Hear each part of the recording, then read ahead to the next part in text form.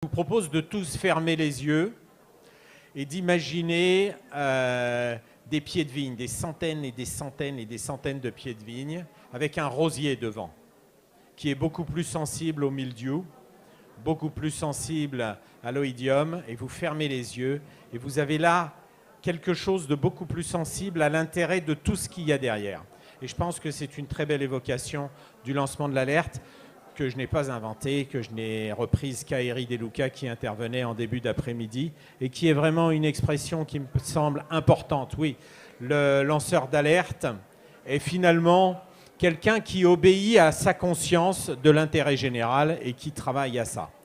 Je voudrais remercier aussi Gilbert qui va lire un petit peu des extraits de livres parce que cette année, on a pensé absolument nécessaire que le livre soit bien. On n'est pas ici, en fait, finalement, dans une réunion de lanceurs d'alerte, même s'il y en a beaucoup, hein. Et même si c'est le lancement de l'alerte, on est là dans un salon du livre et des lanceurs d'alerte et des lanceuses d'alerte. Et c'est vraiment important parce que le livre n'est pas que documentaire. Le livre a vraiment une dimension littéraire, une dimension qui traduit l'émotion des auteurs et une qualité, une rigueur d'écriture, de raisonnement qui est beaucoup plus palpable. Et finalement, par rapport à une vidéo, quand vous regardez une vidéo, que ce soit à la télévision ou que ce soit sur YouTube, quand vous avez terminé la vidéo a disparu. Pas le livre, il reste sur la table. Et c'est vraiment la plus belle évocation pour le livre. Merci et je passe la parole. Je vous remercie encore toutes et tous ici, toutes et tous également. Et merci d'être venus et de participer à tout ça. Ce salon n'existerait pas sans vous, sans l'ensemble des intervenants, sans les co-organisateurs que sont la Maison des Métallos, qui nous permet de pouvoir tenir ce salon ici, et sans toute l'équipe de bénévoles qui a travaillé depuis 1 an pour que ce salon soit avec vous la plus grande des réussites. Exercez vos droits citoyens, c'est la seule réponse qu'on ait à faire aujourd'hui. Merci.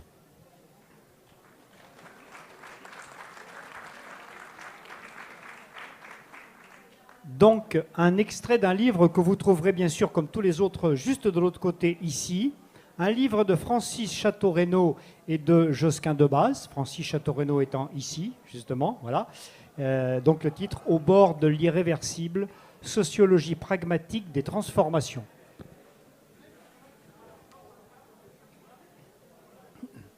Le dossier nucléaire civil est lourdement chargé en processus critiques de l'amont à l'aval de la filière, depuis les enjeux miniers d'extraction de l'uranium jusqu'au processus de décision ou d'indécision concernant les déchets radioactifs. La rupture de Fukushima a encore accentué cette criticité particulière.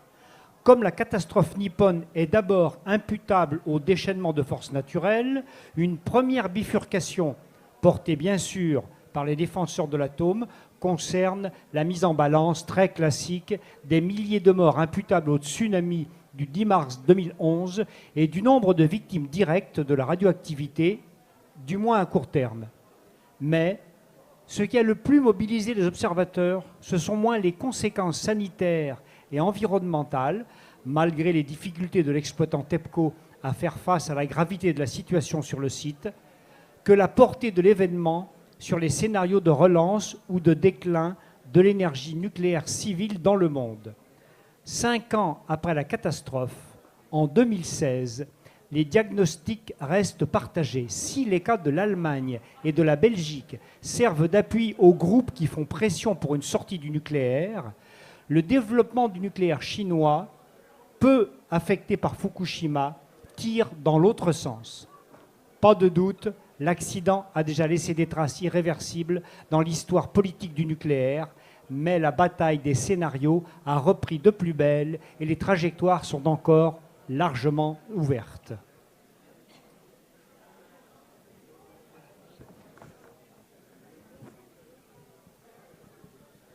Pardon ? Ça y est, c'est bon. Nous en avons chacun c'est bon. un, oui. C'est bon ? Oui. Alors, moi, je dois vous avouer que c'est donc la première fois de ma vie que je suis chargée d'animer une discussion, une table ronde. Et donc, j'appréhende un peu.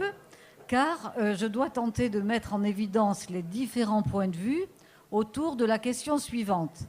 L'alerte, information ou délation, avec 2 grosses pointures qui m'intimident un peu.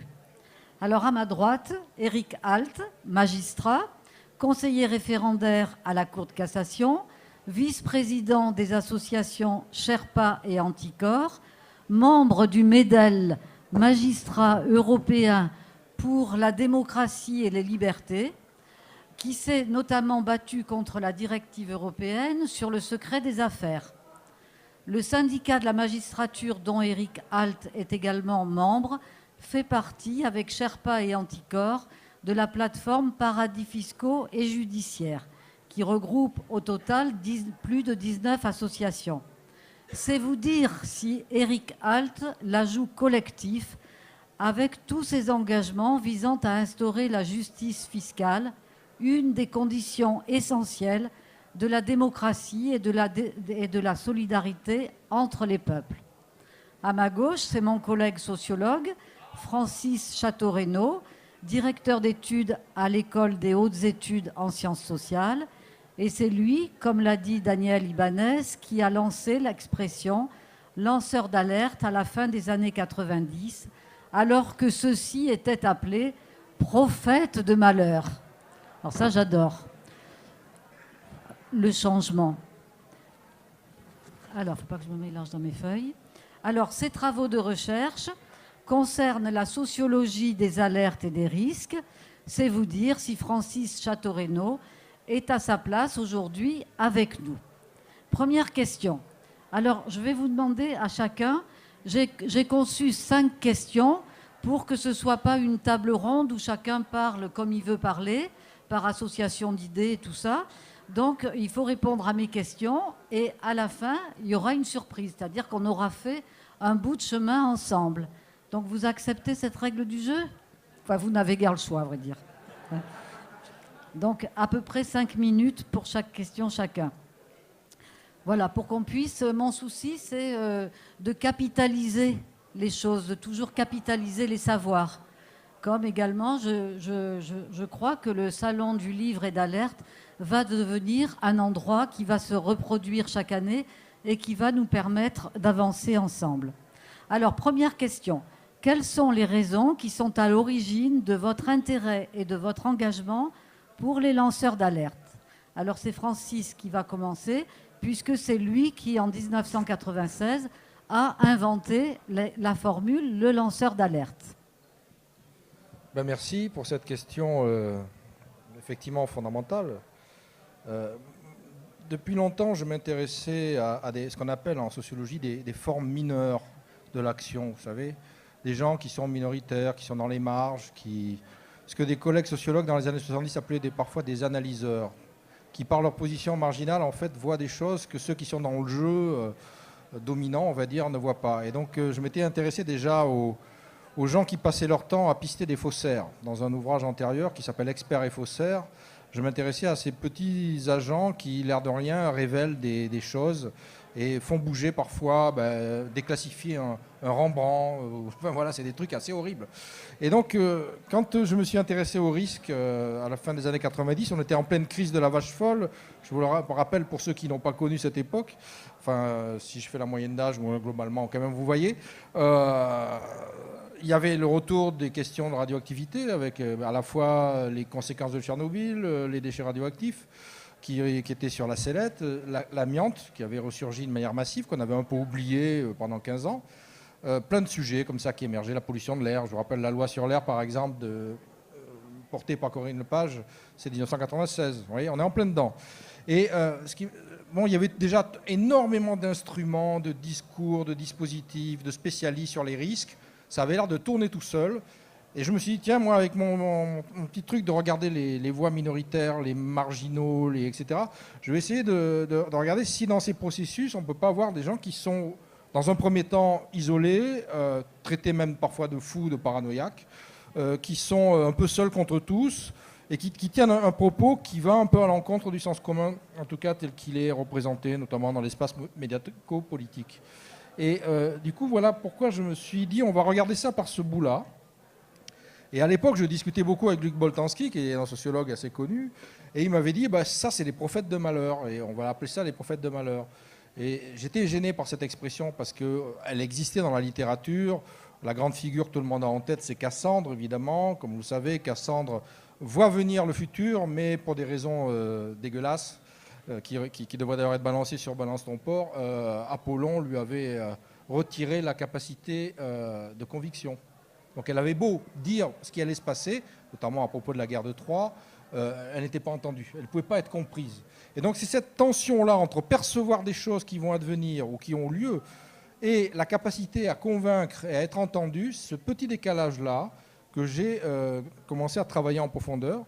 Et il a fallu à un moment donné donner un nom à ceux qui remplissaient ce vide, et je les ai appelés des lanceurs d'alerte.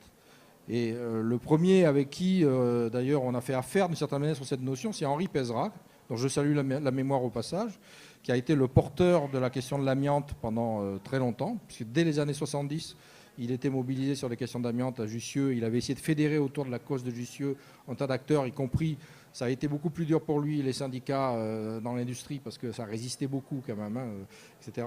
Et qui, dans les années 90, a reporté à nouveau la question de l'amiante, jusque d'ailleurs à la fin de sa vie, où il a été quand même un porteur d'alerte, là pour le coup, puisqu'il a continué à porter. Donc, du lanceur au porteur d'alerte, c'est un peu le genre de sujet qu'on a beaucoup travaillé dans mon laboratoire. Comment en fait une alerte s'installe dans l'espace public, qui entre dans le processus d'alerte. Le lanceur d'alerte, évidemment, ne reste pas isolé, sinon son alerte elle a tendance à disparaître ou à être en tout cas contrée. Et donc comment se fédèrent en fait des collectifs, comment naissent de nouveaux mouvements sociaux. Et donc en fait toute une sociologie en fait peut être réengendrée à partir du lanceur d'alerte. Voilà, j'ai tenu à peu près le temps. C'est parfait, c'est parfait. C'est-à-dire que par rapport au thème information ou délation, à propos de ce que font les lanceurs d'alerte, déjà il a posé le fait qu'un individu, pour lancer son alerte, a besoin de collectif. Et ça, du coup, on va, vous le comprenez, plutôt vers l'idée que c'est une information qu'une délation. À vous, Eric Alt, de nous dire pourquoi et comment vous avez décidé de mettre vos connaissances et vos compétences juridiques et judiciaires au service de ceux et celles qui, collectivement, à travers des associations ou individuellement comme lanceurs d'alerte, sont confrontés à la délinquance des puissants et en dévoilent les rouages et les mécanismes de fonctionnement. Alors, d'abord, un exemple personnel. Dans une vie antérieure, très antérieure, j'étais au ministère de l'Environnement et j'avais eu connaissance de faits de corruption dans les milieux de la chasse. Alors, en tant que juriste et un peu rigide, et connaissant bien mes textes, article 40 du Code de procédure pénale, je signale les faits au procureur. Effectivement, personne ne m'en a empêché. Mais peu après, on m'a fait comprendre que ce serait quand même bien que je parte. Et d'ailleurs, je suis parti et revenu dans la justice. Alors ensuite, j'ai eu à la fois l'occasion de réfléchir sur les questions de la corruption dans leur ensemble, de voir professionnellement comment les choses se présentaient. J'étais à la 31e chambre correctionnelle. Et puis, dans les années de basse eau, années où on ne poursuivait pas beaucoup les faits de corruption, fin des années 2010, je me suis dit avec une collègue que ce serait bien qu'on réfléchisse à nouveau sur, non pas uniquement la question des lanceurs d'alerte, mais sur la façon dont la corruption se présentait dans notre pays. Et nous avons sorti l'esprit corruption. Et dans cet esprit corruption, c'est une approche critique de la législation et des institutions actuelles. Enfin, n'ont pas beaucoup changé. C'était en 2012, mais ça n'a pas beaucoup changé. Une approche critique. Mais on ne voulait pas seulement faire une approche critique, on voulait aussi terminer sur la façon dont concrètement chacun pouvait agir. Et donc nous avons fait un chapitre sur la façon dont la société peut agir, dont chacun peut changer un peu l'ordre du monde au niveau où il est, et dans la façon dont collectivement on peut s'organiser pour cela. Et dans les expériences que nous avons choisi d'illustrer, il y avait effectivement les expériences des lanceurs d'alerte. À l'époque, ils étaient peu protégés, se posera d'ailleurs la question de savoir s'ils le sont vraiment beaucoup mieux aujourd'hui. Mais enfin, en tout cas, à l'époque, on avait une législation fragmentée, une législation qui n'était pas du tout effective. Et nous avons effectivement illustré ce chapitre d'un certain nombre de cas de lanceurs d'alerte, en commençant par une citation de Lincoln, d'Abraham Lincoln, qui disait « C'est lorsqu'ils se taisent alors qu'ils devraient protester que les hommes deviennent des lâches ». Et ça répond aussi à la question qu'est-ce qui différencie le délateur du lanceur d'alerte? C'est aussi le courage. Je crois que le lanceur d'alerte, même s'il ne se sent pas comme tel, et je ne peux pas dire à l'époque, moi-même j'avais un courage extraordinaire, c'était simplement normal pour moi de faire ce signalement, mais qu'importe, c'est toujours le courage de dire la vérité, ce qui le distingue de ceux qui, par lâcheté, poursuivent leurs propres intérêts méprisables, de façon souvent anonyme d'ailleurs. Merci. Alors, on voit bien qu'à travers les réponses qu'on vient d'avoir, on est tout à fait à l'opposé de l'idéologie néolibérale qui utilise pour camoufler le fait que le lanceur d'alerte est en cohérence, en harmonie, en communication avec beaucoup de membres de la société qui l'alertent. Et c'est pourquoi il faut faire très attention à cette arme idéologique de l'individualisation, de l'héroïsation, du Robin des Bois que construit l'idéologie néolibérale, parce que c'est en phase avec l'idée de la délation et l'idée donc du délateur qui doit être puni. Et vous savez très bien que les lanceurs d'alerte, on y reviendra, sont souvent punis, alors que les mécréants, ceux qui, comme Jean-Claude Juncker, ont organisé des rescrits fiscaux, ont commercialisé la souveraineté nationale du Luxembourg au bénéfice des multinationales américaines, lui, il a été coopté par l'oligarchie européenne pour être le président de la Commission européenne, tandis qu'Antoine Deltour doit affronter la justice luxembourgeoise. Donc alors, du coup, je passe à ma seconde question. C'est l'importance du soutien du champ médiatique, des journalistes, par rapport aux lanceurs d'alerte. Alors, je commence par Francis Château-Renaud. Donc, quelle est l'importance du soutien du champ médiatique pour les lanceurs d'alerte et la distinction que vous feriez? Est-ce qu'il y a est-ce que ça a du sens de vous poser la question de la distinction entre le journaliste d'investigation et le lanceur d'alerte? Oui, c'est une très bonne question. Là, merci. On peut organiser des séminaires entiers là-dessus, parce que c'est des sujets qui d'abord ne datent pas d'aujourd'hui. Je vous rappelle des grands précédents sur les Pentagon Papers des années 70 sur la guerre du Vietnam, des choses comme ça. Enfin bref. Donc comment en fait aujourd'hui une information qui surgit est traitée médiatiquement, c'est un monde en soi à explorer. Donc le lanceur d'alerte, là-dedans, il est décisif, mais il faut distinguer les cas de figure. Il y a des cas de figure, si vous voulez, où l'alerte porte sur des objets pas connus ou mal connus, où les gens ne savent pas de quoi on parle. Et d'ailleurs, c'était le cas de Creutzfeldt-Jakob, du prion et des protéines de l'époque. Si je vous parle des ESST, des encéphalopathies spongiformes subaiguës transmissibles, vous avez déjà oublié. À l'époque, ça surgissait dans les médias et les journalistes ne savaient même pas comment l'écrire. Creutzfeldt-Jakob, il mettait un T à Creutzfeldt, enfin bon, etc. Et donc, c'était quelque chose qui surgissait et personne ne savait exactement de quoi on parlait. Donc, il y a un temps d'apprentissage et ça ne va pas poser les mêmes problèmes que quelque chose qui est relativement connu ou voire suspecté. Par exemple, que certains acteurs européens favorisent plutôt les milieux financiers que la solidarité avec les ouvriers des industries en péril dans le nord de l'Europe, etc., par exemple. Donc là, la surprise est moindre et effectivement, on ne va pas avoir du tout les mêmes mécanismes de révélation. Vous voyez, déjà, c'est pas pareil. Donc, ensuite, la question du journalisme d'investigation, c'est intéressant parce que ça avait un petit peu disparu dans le paysage français. Il restait le Canard enchaîné, il y avait encore des supports, mais le web, l'Internet, a complètement renouvelé le genre. et surtout les appuis techniques que des journalistes parviennent aujourd'hui à mettre ensemble. Alors c'est vrai que c'est devenu un mouvement, il y a une espèce de course à l'échalote, là, puisque les différents journaux vont collaborer à des collectifs, puisqu'il y a des entités collectives internationales qui vont par exemple permettre de sortir les Panama Papers, les Paradise Papers, etc. etc.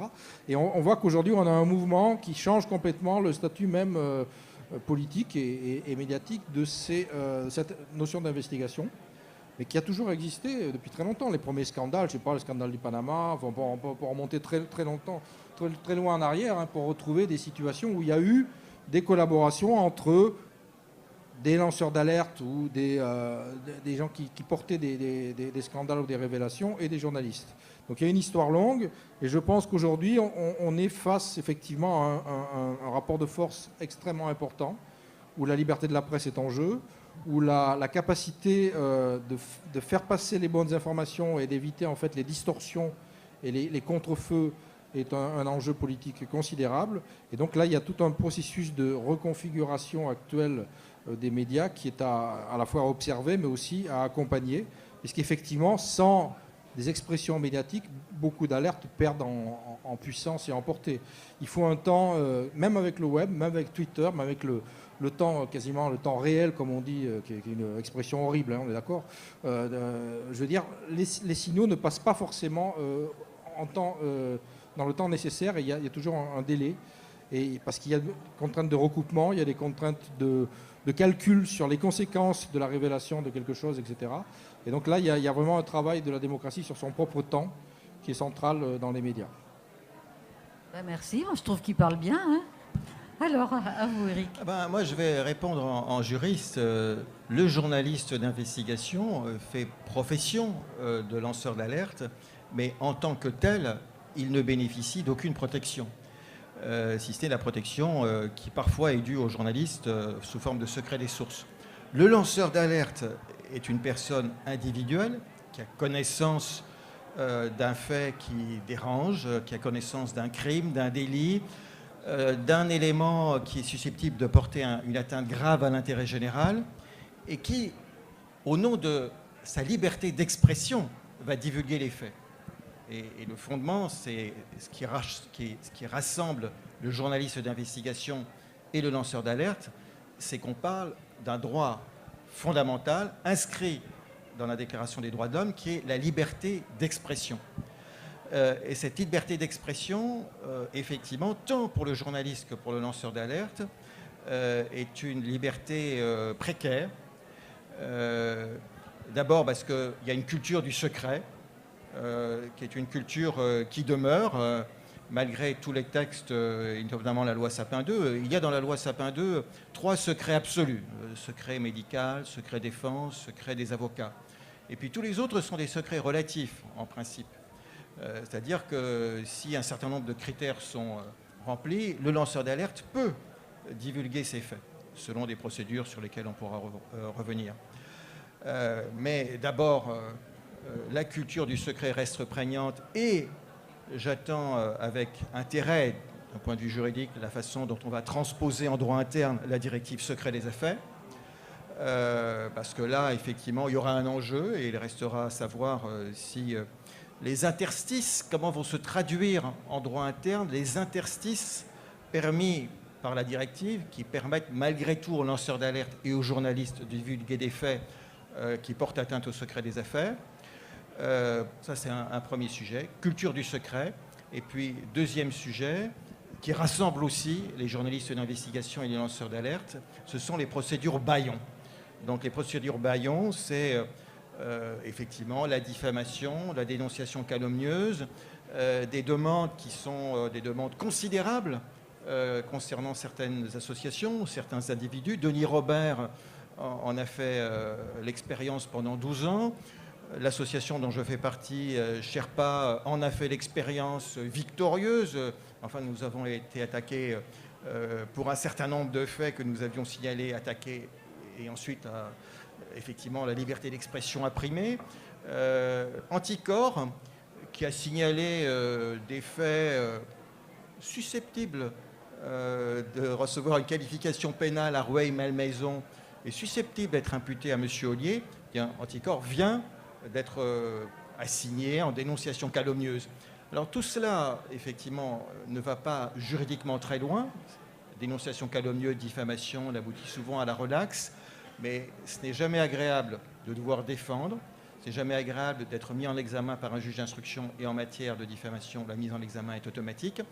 Et c'est jamais agréable de se dire, si on demande 1 million, bon, la chance qu'on soit condamné à payer 1 million est faible, mais il y a un aléa juridique et il faut défendre pour se délivrer de cet aléa juridique. Donc les procédures Bayon, ça nous rassemble aussi. Alors je sais qu'Élise Lucet en fait l'objet. Il y a un hashtag procédure Bayon. On peut trouver sur Twitter tous ceux qui, après avoir lancé l'alerte ou après avoir divulgué une information, se retrouvent dans cette situation-là. Bon, ben merci. Alors on va passer à la 3e question qui porte sur la mondialisation de la délinquance en col blanc et donc la mondialisation des lanceurs d'alerte et de la façon médiatique, juridique de traiter ce type de problème.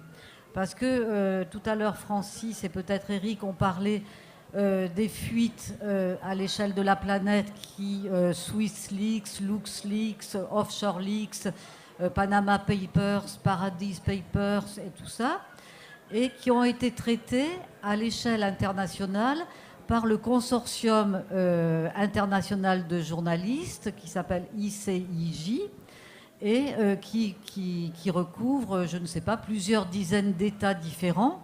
Donc on est a priori très intéressé par cette rencontre heureuse entre un collectif de lanceurs d'alerte et un collectif de journalistes d'investigation, tout le monde travaillant main dans la main, de façon solidaire et chacun respectant l'heure exacte, le jour exact de commencement de la divulgation de ces leaks.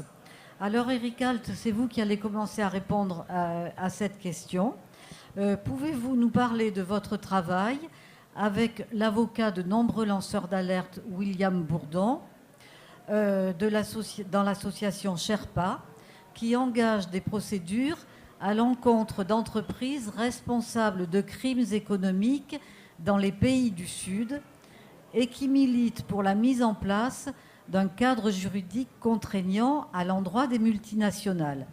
Pouvez-vous également nous parler de la création toute récente, en mars 2017 à Dakar, de la plateforme de protection des lanceurs d'alerte en Afrique que vous avez mis en place avec William Bourdon? Je n'étais pas à Dakar, mais c'est William Bourdon qui était. Oui, je suis interpellé dans le cadre de mes activités dans l'association Sherpa.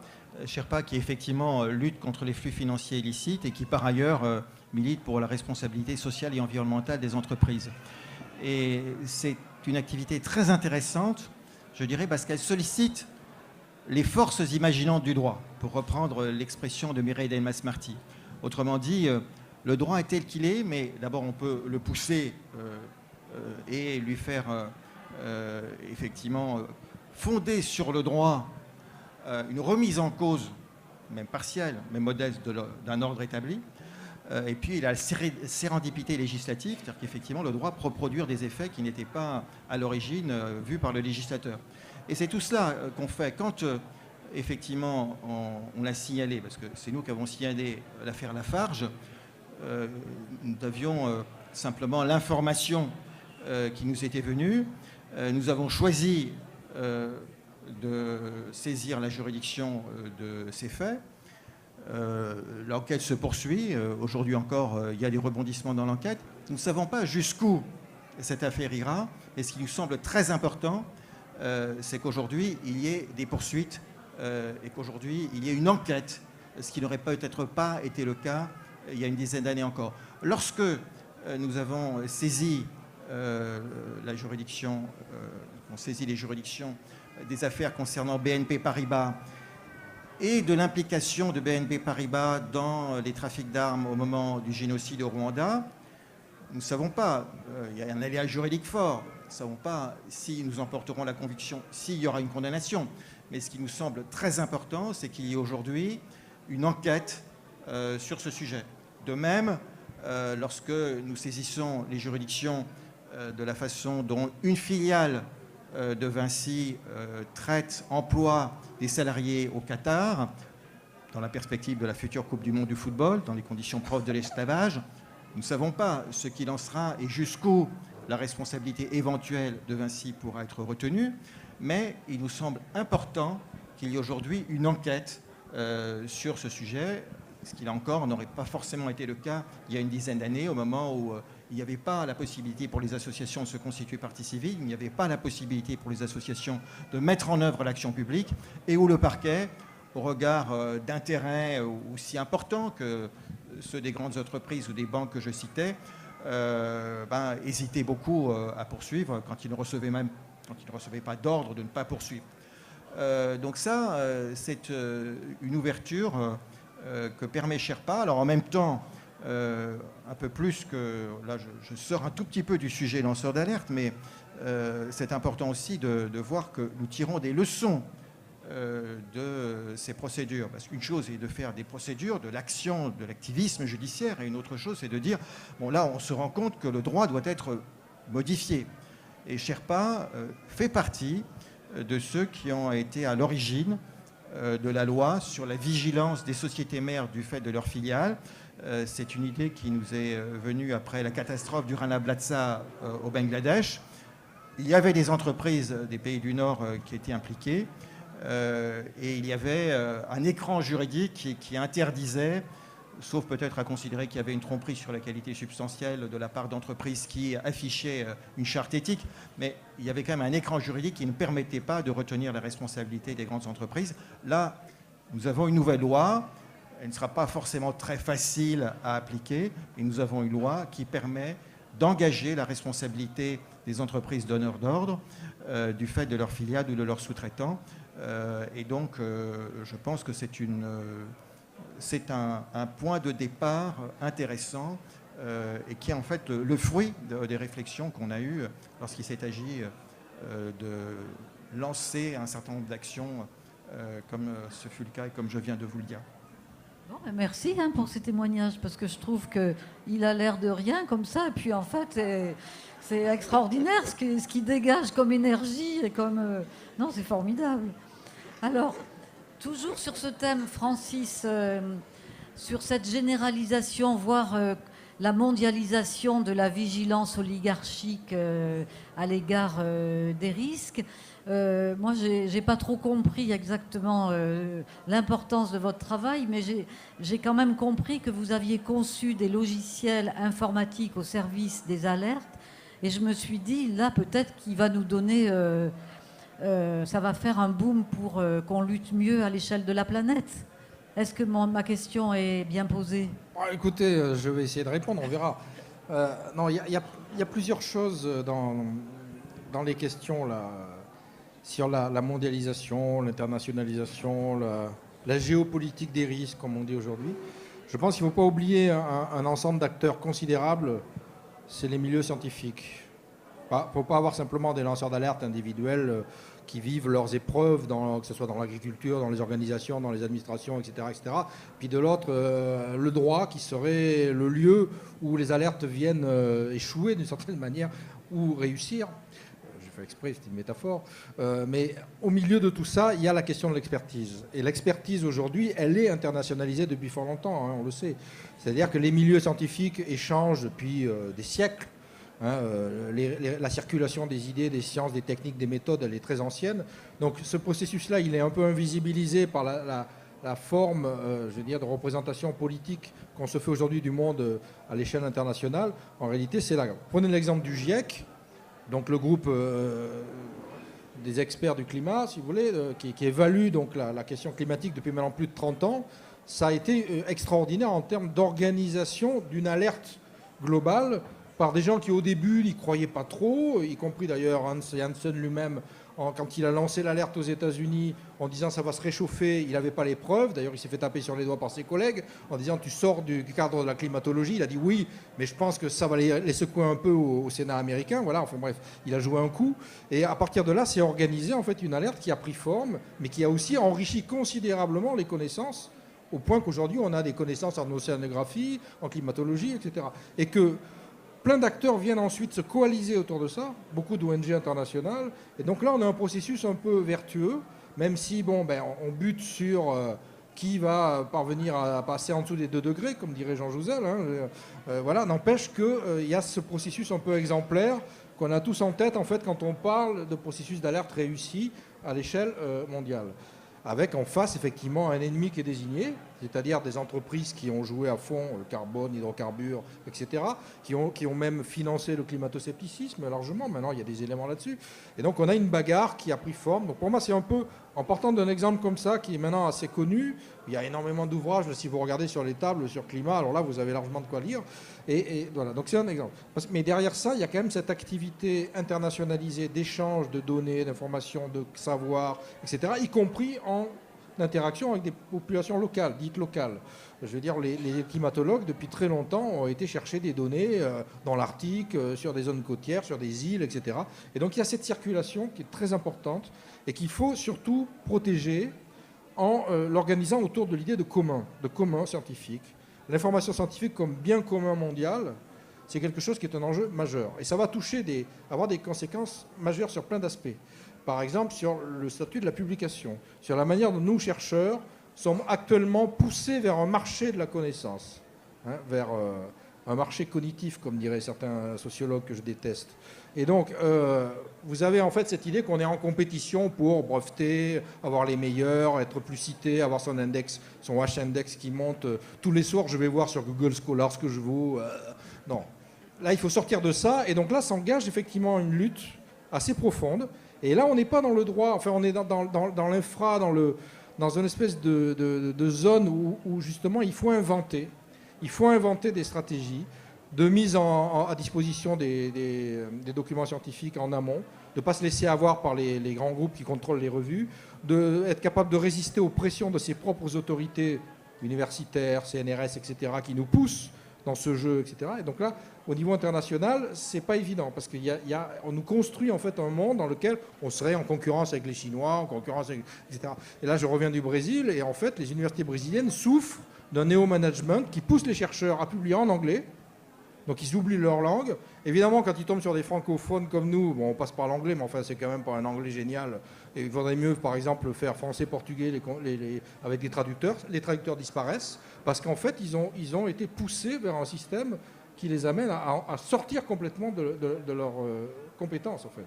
Et donc là, il y a tout un enjeu et une bataille qui se passe, et le devenir des alertes va dépendre beaucoup de ces univers, parce que l'expertise scientifique entre en ligne de compte quasiment dans 99,9% des alertes. Il faut à un moment donné savoir si c'est du lard ou du cochon. Il faut être capable de lire, y compris des flux financiers. J'ai rencontré des jeunes économistes à Marseille qui travaillent là-dessus, qui font un peu d'analyse de base de données sur les flux financiers, etc. Il faut avoir des modèles économiques, des calculateurs, etc., être extrêmement rapide. Et donc il faut de l'expertise scientifique dans toute la chaîne. Donc là, il y a un enjeu sur la liberté de la recherche, sur la manière dont elle se partage justement sous on peut dire le principe général de la recherche comme bien commun et de la science comme ouverte, qui à mon avis est un des centres de... Parce que abattre le capitalisme, c'est un joli mot d'ordre, effectivement, mais je veux dire, on voit bien que les luttes sont difficilement fédérées. Par contre, travailler de l'intérieur, la manière dont on se réapproprie les connaissances et on les met en circulation, ça peut transformer complètement les rapports de force. C'est une forme de réponse. Ah ben c'est parfait. Non, c'est parfait. J'ai trouvé que ma question était adressée à Francis, était un peu nunuche, et qu'au fond, votre réponse est formidable. Donc, 4e question. Et après, il n'y en a plus qu'une, ça sera la conclusion.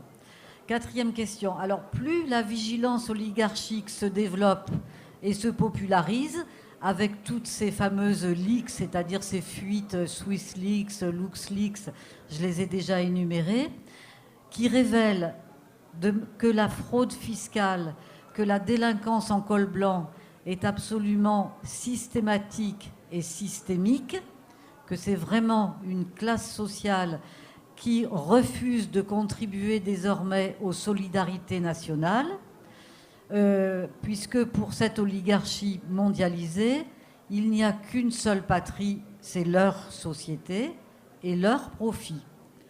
Alors plus cette vigilance oligarchique se développe à travers ce travail dont j'ai déjà parlé avec le consortium international de journalistes, plus les secrets se multiplient, s'empilent, s'encastrent, s'enchevêtrent les uns les autres, et plus l'opacité de leur délinquance s'intensifie. Alors, Eric Alt, j'aurais aimé que vous nous fassiez part de ce que vous inspire ce paradoxe selon lequel la critique sociale permet aux oligarchies de renforcer la sophistication de leurs forfaits. Alors, critique sociale ou même simplement information, alerte, multiplication des scandales. Effectivement, on n'est plus tout à fait, même s'il y a encore de cela, on n'est plus tout à fait à l'époque où la corruption, c'était des mallettes remplies de billets. D'ailleurs, bon, il y en a encore un petit peu du côté du crime organisé, mais c'est vraiment quelque chose d'un peu marginal. Et d'ailleurs, les billets de 500 € vont être supprimés, ce qui fait que ces mallettes, si elles devaient continuer à circuler, il en faudra 2 fois plus, ou elles pèseront 2 fois plus lourd. Et donc, effectivement, les choses ont évolué. L'intérêt aussi, c'est que la divulgation de l'information évolue. On était, même il y a quelques années, nous avons donné le prix éthique anticorps à Stéphanie Gibault. Stéphanie Gibault, c'est un mécanisme qui permet de racoler sur le territoire français un certain nombre de riches contribuables et de les amener à frauder le fisc. Hervé Falciani, c'est un mécanisme qui consiste effectivement, enfin, qui pirate des listes et qui permet aux États d'avoir connaissance de ces listes. Là, le dernier scandale, Paradise Papers, on est au cœur de la machine. C'est-à-dire qu'on est, de façon très intéressante, dans une zone grise où le légal et l'illégal se confondent. D'ailleurs, on nous a répété beaucoup que c'était légal. En réalité, si on allait y voir un peu plus près, on pourrait regarder et on pourrait découvrir des infractions, ne serait-ce que parce qu'il y a l'abus de droit. Et l'abus de droit en matière fiscale permet de caractériser la fraude, de caractériser l'infraction. Mais donc, effectivement, on est dans cette zone brouillée entre des zones où certaines choses sont permises et d'autres dans la proche proximité où c'est interdit. Et dans ce brouillage, effectivement, il y a notre souveraineté qui disparaît. Notre souveraineté fiscale qui disparaît, notre souveraineté judiciaire qui disparaît, et un certain idéal qui disparaît aussi lorsqu'on parle d'Europe, parce que là, vous allez avoir le 5 décembre une liste européenne certifiée par l'Union européenne des paradis fiscaux. Il est déjà, alors on peut se poser la question de savoir s'il faut une liste des paradis fiscaux, si ça n'a jamais fait que toujours échouer, etc. Il y aura une liste européenne. Il est à peu près acquis qu'il n'y aura pas de pays européens sur cette liste. Or, nous savons bien, nous autres organisations et nous autres citoyens, qu'il y a des paradis fiscaux à l'intérieur de l'Union européenne. Malte, le Luxembourg, l'Irlande, peut-être les Pays-Bas, mais d'eux on ne parlera pas. Et en revanche, effectivement, le fait qu'il y ait cette concurrence fiscale déloyale et agressive à l'intérieur même d'une communauté qui se veut une communauté de destin pose un certain nombre de problèmes, révèle un certain nombre de situations et invite à une certaine résistance. Ben oui, c'est vrai. Alors, ce qu'il faut savoir au niveau de l'Europe, c'est que pour les questions fiscales, il faut l'unanimité. Alors, vous voyez, quand vous avez le président de la Commission européenne, qui est Jean-Claude Juncker, qui a été Premier ministre du Luxembourg, ministre des Finances du Luxembourg et ministre des Finances de l'Eurogroupe, eh ben, il n'y a pas beaucoup de chance pour qu'il ne vote pas toujours de manière négative dès qu'il y a quelque chose qui est favorable aux enquêtes fiscales. Enfin, voilà.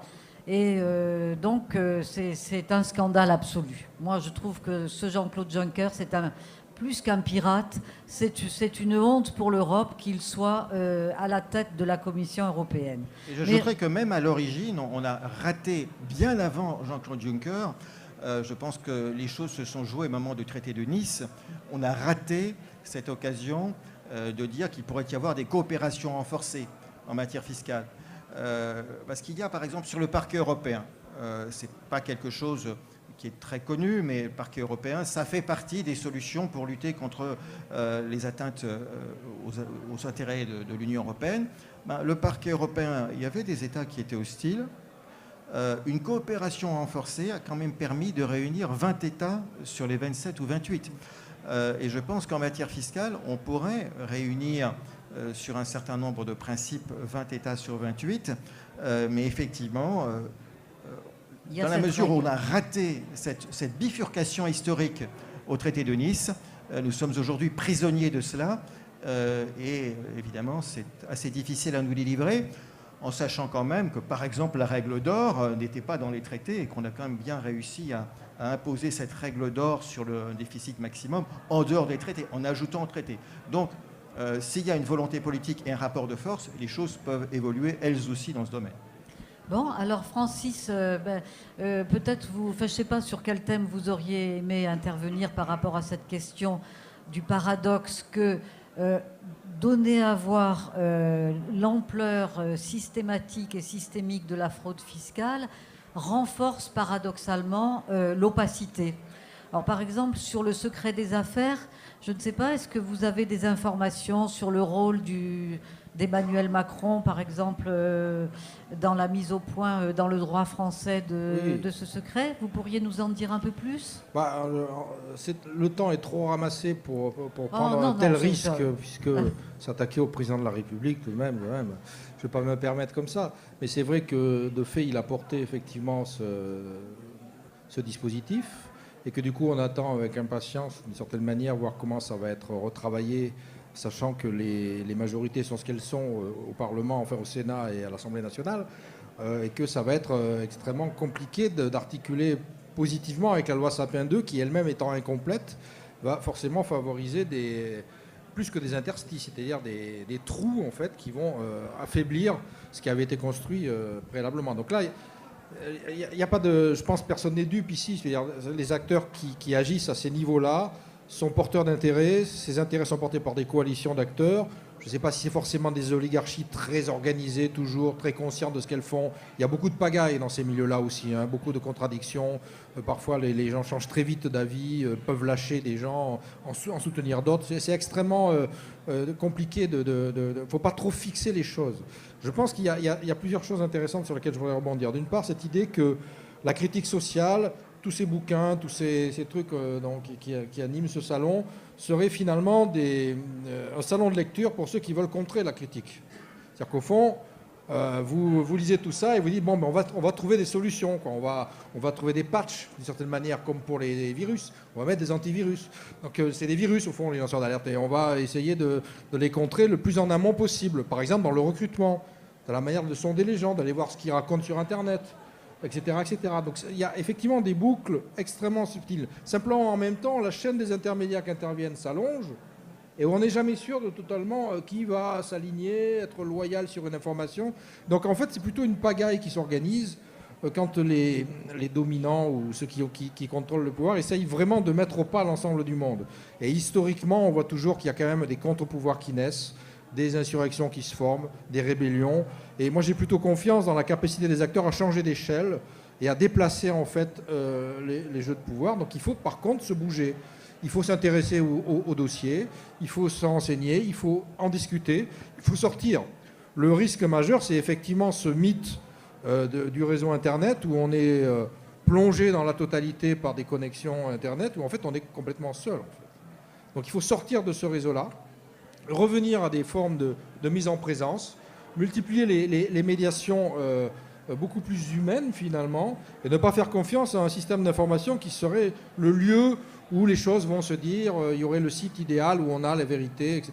Donc moi je pense... Donc c'est pour ça qu'on a développé des logiciels scientifiques un peu particuliers, L'idée étant de développer une anti-intelligence artificielle, une contre-intelligence artificielle, en fait, plus exactement. C'est-à-dire des logiciels qui vont utiliser les techniques de l'ennemi, d'une certaine manière, pour les retourner. Et c'est pas moi qui le dis, c'est le journal Le Monde, puisqu'ils avaient consacré un article à un de mes logiciels, ça s'appelle « Un robot à l'esprit critique ». Le journaliste qui a fait ça s'est fait taper sur les doigts par la rédaction en disant « T'es sûr que c'est pas un canular, etc. » M'en fous, c'est passé. En fait, c'est pas un canular, c'est pas un robot. D'ailleurs, lui-même est très vexé quand on le traite de robot. C'est un sociologue numérique qui a maintenant 17 ans. Donc c'est un âge qui commence, alors qui n'est pas totalement raisonnable, on sait, enfin quand même. Donc il a une histoire longue. Vous pouvez vérifier tout de suite, là, tous ceux qui sont connectés, vous mettez Marlowe, comme le fameux contemporain de Shakespeare, Christopher Marlowe, on ne l'a pas choisi au hasard. Il tient un blog tous les soirs à minuit et il fait une lecture critique de l'actualité du jour. Tout ça, c'est vérifiable. Hein. Il fait une chronique. Et en fait, l'idée, c'est de créer nous-mêmes des contre-pouvoirs qui sont en fait capables de détourner ou de retourner des forces qui sont en train de nous envahir effectivement de manière massive. Et je finirai sur l'affaire Snowden, qui a quand même été un des moments de basculement de la notion d'alerte et du lanceur d'alerte au niveau mondial. Il y a deux, trois choses sur l'affaire Snowden. D'une part, on a bien vu, pour tous ceux qui ont vu notamment le fameux documentaire de Laura Poitras, comment il n'a pas fait tout seul. Justement, il a été en réseau avec des acteurs. Il a inventé un système de communication pour pouvoir arriver à produire sa révélation depuis Hong Kong. Enfin, on connaît l'histoire. C'est vrai que dans mon milieu de sociologue, l'affaire Snowden a saisi d'effroi des collègues qui n'arrêtaient pas de dire ouais, les théories complotistes, la surveillance de masse, etc. Notamment dans le courant d'ailleurs de la sociologie post-boltanskienne, latourienne, tout ça, c'est des trucs c'est le livre noir de la surveillance de masse. Ouais, bon. Et là, tout d'un coup, ils étaient saisis d'effroi parce qu'ils n'avaient pas vu venir, en fait, ce processus. Donc, on voit bien que accompagner ces alertes, c'est aussi transformer la représentation qu'on se fait de ce qui se passe dans ce monde. Et il y a des enjeux considérables. Donc là, tout ce qu'on peut dire, c'est tous les jours, au fond, accompagner ce processus de vigilance collective, réamorcer la critique, ne jamais considérer que les choses peuvent tourner toutes seules, et aller regarder en fait qui fait quoi et comment on peut se fédérer ou s'enrichir en fait par la discussion mutuelle. On n'a pas besoin d'être tous d'accord. Et faire converger à un moment donné des processus, y compris dans le monde numérique. Nous, on l'a fait pour s'amuser beaucoup, parce que je suis avec quelques informaticiens geeks qui adorent faire un peu les fous avec les ordinateurs. Mais c'est vrai qu'il y a un moyen de faire des choses qui dérangent les pouvoirs. Et aujourd'hui, les journalistes dominants n'aiment pas trop notre logiciel Marlowe, parce qu'ils se voient tous au chômage dans quelques années, ce qui est complètement ridicule en fait, mais c'est pas grave. Et ils ont peur, finalement, on arrive à leur faire peur, ce qui est quand même extraordinaire, et donc de développer un média totalement autonome et indépendant et critique. Merci. Alors, ça va être la conclusion. Voilà, ça y est, on a fini. Alors, donc, je reviens sur ce paradoxe de la divulgation de ces leaks, de ces fuites à l'échelle mondiale, avec ce consortium international de journalistes, parce que une des conséquences de cette visibilité de tous ces gens qui ne payent plus leurs impôts, que ce soit des particuliers ou des multinationales, mais de toute façon c'est toujours les mêmes, c'est les gens des beaux quartiers, les gens qui détiennent les titres de propriété, une telle information donne à voir le cynisme des puissants qui cherchent à détruire les États-nations comme étant évidemment la dernière poche de solidarité qui demeure pour que le renard soit finalement totalement libre dans le poulailler planétaire. Une telle information peut entraîner un sentiment d'impuissance, de sidération et donc de fatalisme. Est-ce que cela, c'est la question que je me suis posée, est-ce que cela pourrait expliquer une partie du financement de ce consortium international de journalistes par des donateurs comme de très gros milliardaires américains, George Soros, le fondateur de 2 des fondations qui financent l'ICIJ, comme également la fondation Ford et la fondation des frères Rockefeller. Alors, que pensez-vous de cette idée d'une tentative éventuelle de l'oligarchie de participer au dévoilement elle-même de ses propres forfaitures pour à la fois décourager les lanceurs d'alerte et sidérer et décourager l'opinion publique. Éric Alt, puis Francis qui conclura.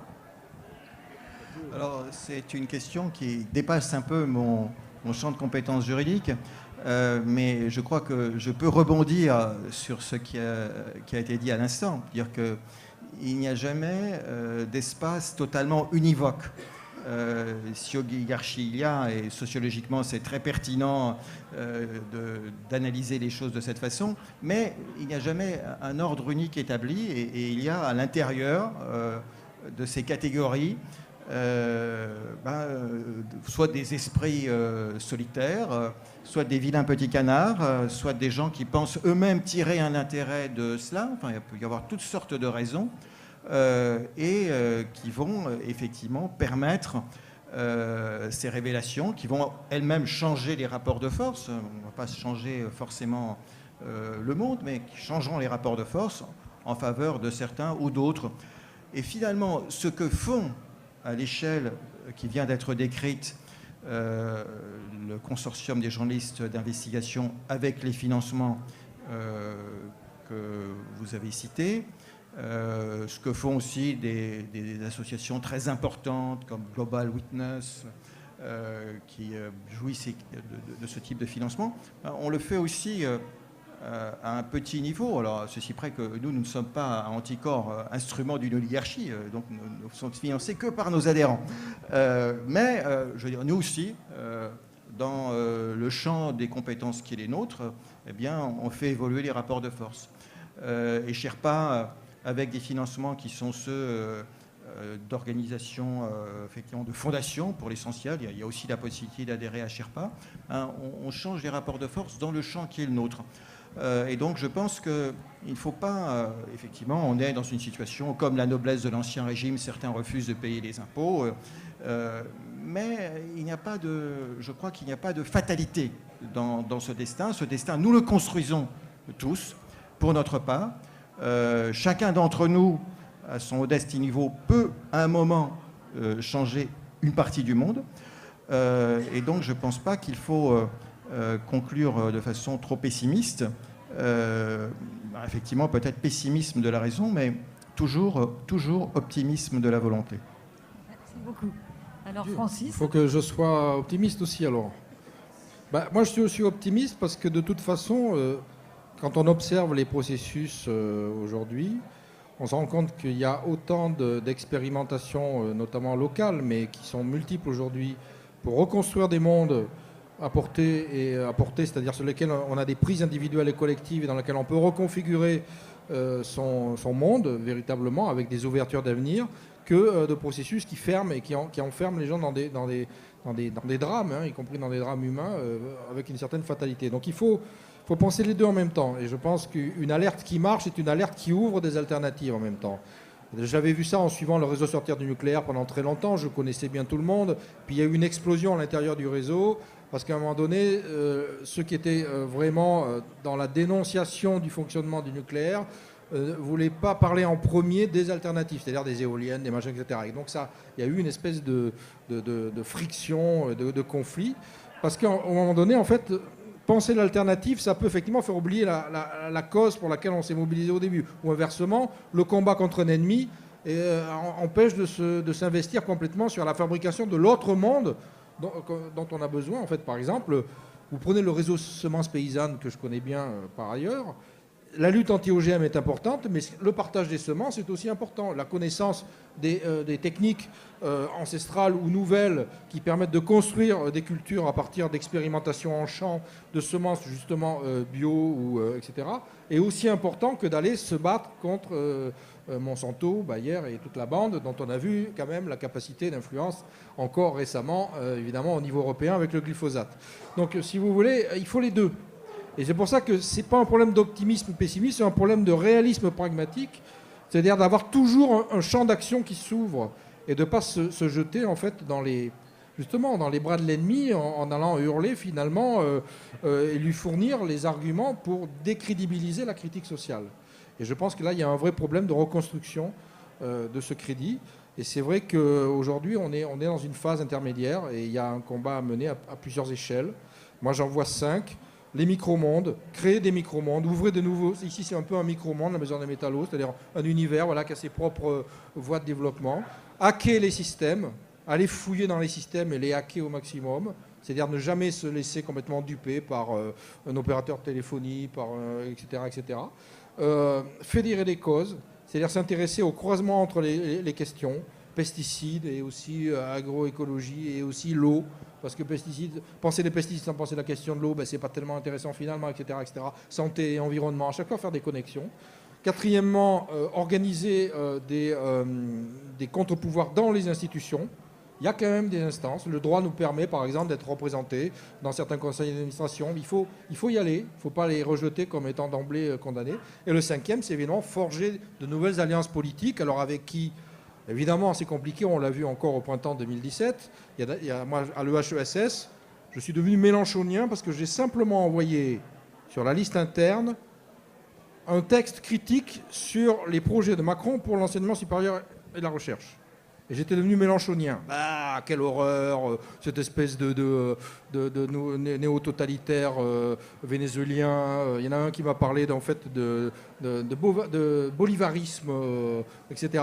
Alors que j'essaie simplement pour mettre un peu de débat politique dans une maison qui se gargarise, excusez-moi, et là je parle sous le contrôle, je m'en fous, je veux dire, des grands penseurs critiques, Vendée du Bourdieu, du Foucault, etc. Alors là, ça marche. Par contre, aujourd'hui, on la cherche, la critique, dans ce genre d'institution. Et donc envoyer un simple texte, certes écrit par un syndicaliste bien connu des services des ressources humaines, qui disait en gros, si ces réformes prennent corps, on est mal barré dans les universités et la recherche, et surtout pour l'indépendance de la recherche. Mais je n'avais jamais dit à personne pour qui j'allais voter. Et d'abord, je n'ai jamais été encarté, ni même d'ailleurs membre très actif de la France Insoumise. Je suivais ce processus comme observateur sociologique. Et bien, ça suffit déjà à essayer de décrédibiliser un geste qui finalement quand même s'est retourné contre ceux qui m'avaient attaqué. Je ne vais pas citer de nom, mais enfin ils sont très haut placés dans la structure de l'enseignement supérieur et de la recherche. Parce que plein de gens finalement, ça a ouvert une parole et il y a eu un débat politique dans une institution qui autrement aurait réussi quand même à passer une période électorale très tendue sans jamais que personne ne parle de ce qui se passe. Extraordinaire quand même. Voilà, bah, écoutez, je conclue là-dessus. Merci. Donc allez-y, il faut s'autoriser, parce que finalement, ben, voilà, on reste quand même debout sur deux pieds à la sortie, on se fait des amis, on se fait aussi des ennemis, mais enfin c'est pas grave. Et c'est comme ça, effectivement, et là je suis admiratif d'Anticor, parce qu'il faut y aller, et puis on prend des coups, mais on fait avancer les choses. Et sinon, ben, effectivement, c'est sidérant. On est sidérant. Alors, c'est moi qui aurai quand même le dernier mot, en vous disant que dans la grande bourgeoisie, dans l'oligarchie, les choses, il n'y a jamais... on est toujours dans le cumul. Les choses ne s'opposent pas, il n'y a pas de faux débat. Tout est coordonné, tout va dans le sens des intérêts finaux, même s'il y a des contradictions qui ont été bien indiquées par mes deux... Éric et Francis. Dans la grande bourgeoisie, voilà, ça finit toujours par bien s'arranger, par se coordonner, on est toujours dans le cumul. Jamais dans la division, toujours dans la solidarité. Donc je propose de conclure cette table ronde sur que devons-nous faire ? Prendre exemple sur eux, la solidarité et le cumul. Les choses ne s'opposent pas, tous les combats, les 5 trucs que vous avez, Francis, décortiqués, et vous, Éric, tout ce que vous avez dit, n'est pas du tout incompatible avec la sociologie de l'oligarchie, la guerre de classe que nous décrivons livre après livre, Michel et moi, parce que tout ça, ça va ensemble. Et donc, du coup, c'est ma première table ronde de ma vie, et j'espère que ce ne sera pas la dernière. Merci à vous. Merci.